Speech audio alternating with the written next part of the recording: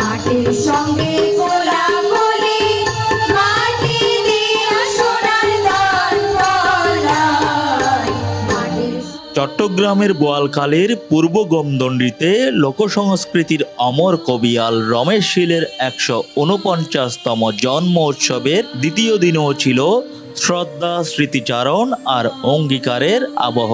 রবিবার সমাধিস্থল প্রাঙ্গণে একত্র হন বিভিন্ন শ্রেণী পেশার মানুষ, স্মরণ করেন উপমহাদেশের এই প্রখ্যাত কবিয়ালকে। প্রধান অতিথির বক্তব্যে রমেশ শীলের জীবন ও অবদানের কথা গভীরভাবে তুলে ধরেন চট্টগ্রাম ৮ আসনের সংসদ সদস্য এরশাদুল্লাহ।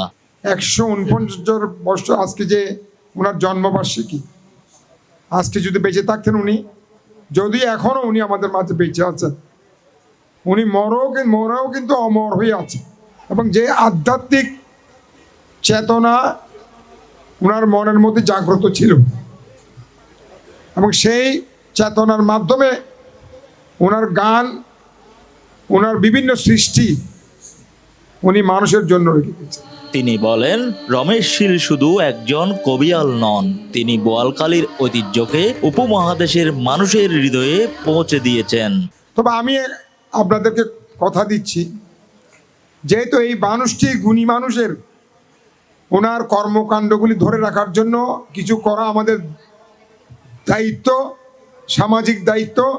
এই সামাজিক দায়িত্ববোধ থেকে আজকে সে কমপ্লেক্সের সাথে সাথে এই যে জায়গা রয়েছে, বা এখানে যেহেতু এটা অর্পিত সম্পত্তি, এটার মধ্যে জটিলতা থাকলেও আমরা দেখব, আমি আমাদের ইউএনএ মহোদয় এবং এসিল্যান্ড মহোদয়কে বলবো, কোনো খাস জায়গা যদি থাকে সেই জায়গাতে আমরা যেন এটার জটিলতা যদি না হয়, সেটা যেন আমরা করতে পারি, সে ব্যবস্থা আমি আপনাদের করে দিই।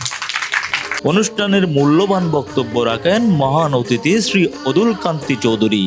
যে কথাটা ওনার কথার, এই যে কবিতা বিভিন্ন জায়গায় লিখছেন, তিনি ওই কথাটা বলছেন, সবার উপর যে মানুষকে ভালোবাসা, মানুষকে দেখা, মানুষকে সেবার মাধ্যমে আমরা যে একটা মানুষকে ভালোবাসি, সেবা করি, একটা মানুষ গরিব অসহায়, যে দুবেলা অন্ন নাই, খেতে পারে না, তাকে সেবা করা মানে কি ইনডাইরেক্টলি ওই যে সৃষ্টিকর্তার সেবা করা। রমেশ শীল স্মৃতি ট্রাস্টের ভারপ্রাপ্ত সভাপতি মানস চৌধুরীর সভাপতিত্বে ট্রাস্টের সদস্য, শিক্ষক, সাংবাদিক প্রলয় চৌধুরী মুক্তির সঞ্চালনায় অনুষ্ঠানে সম্মানিত প্রধান বক্তা ছিলেন শাহেনশাহ হযরত সৈয়দ জিয়াউল হক মাইজভান্ডারী, ট্রাস্টের সাধারণ সম্পাদক অধ্যাপক এ.ওয়াই.এম.ডি. জাফর। তিনি বলেন, যে শিশু জন্মগ্রহণ করার পর থেকে আস্তে আস্তে সমাজের মধ্যে হিন্দু, মুসলমান, বৌদ্ধ, খ্রিস্টান সবার সাথে একাত্ম থাকে, এক অবস্থানে থেকে নিজেকে জারণ করতে পারে, সেখানেই তার পরিবার থেকে সেই জিনিসটা সৃষ্টি হয়েছিল।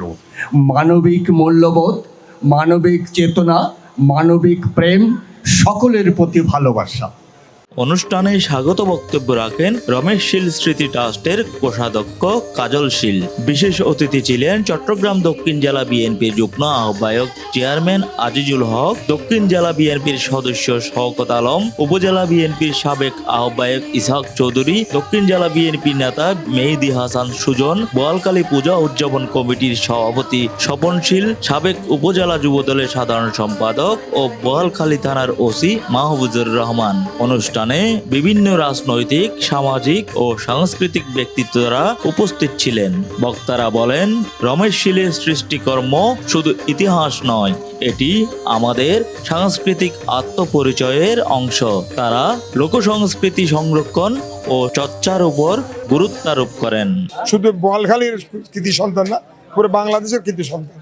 আর উনি ওনার যে সৃষ্টি, যে গান, কবিয়াল হিসেবে উনি প্রসিদ্ধ অর্জন করেছেন, বাংলাদেশের গৌরব। সুতরাং আমি মনে করি এইসব যারা বাংলাদেশের অ্যাসেট বা আমাদের অ্যাসেট, তাদেরকে আমরা গুণীজন হিসেবে তাদের স্মৃতিকে ধরে রাখার জন্য বিভিন্ন কর্মকাণ্ড করা দরকার। আমরা সরকারিভাবে এবং ব্যক্তিগতভাবে হোক, আমরা এলাকার মানুষ দিয়ে হোক, সবাইকে নিয়ে ওনার স্মৃতিকে ধরে রাখার জন্য আমরা যে কি আগামী দিনে যে একটা কমপ্লেক্সের কথা বলছে, লাইব্রেরির কথা বলেছে, এগুলি যেন আমরা করে ওনার স্মৃতি যেন অম্লান থাকে সে ব্যবস্থা আমরা করি।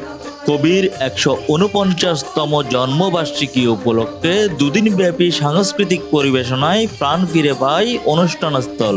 কবির লেখা ও সুরে পরিবেশিত হয় গান, কবিগান, মাইজ ভান্ডারী সঙ্গীত এবং আধ্যাত্মিক সুরে এক অনন্য আবহ তৈরি হয়। লোক সংস্কৃতির এই অমর কবিয়ালকে ঘিরে বোয়ালখালী আবারও দেখল শ্রদ্ধা আর অঙ্গীকারের মিলন মেলা।